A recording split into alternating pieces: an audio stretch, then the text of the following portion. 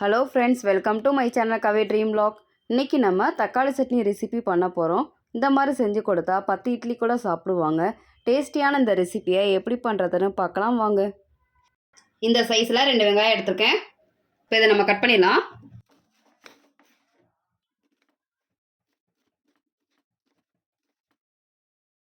ரெண்டு table spoon எண்ணெய் ஊற்றிருக்கேன். 1.5 டேபிள் ஸ்பூன் உளுந்தம்பருப்பு,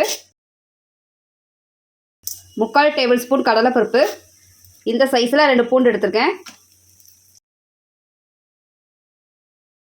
பருப்பை கோல்டனாக ஃப்ரை பண்ணியாச்சு. நம்ம கட் பண்ணி வச்சுருக்க வெங்காயத்தை சேர்த்துக்கலாம். வெங்காயத்தை வதக்கிக்கலாம்.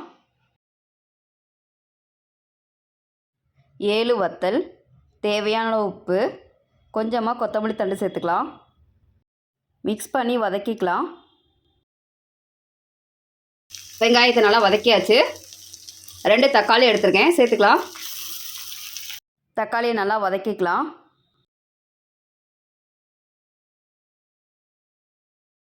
தக்காளி நல்லா வதங்கிருச்சுங்க. கொஞ்சமாக கருவேப்பிலை சேர்த்துக்கலாம். மிக்ஸ் பண்ணிக்கலாம். இப்போ நம்ம அடுப்பை ஆஃப் பண்ணிடலாம். இது நல்லா ஆறட்டும்.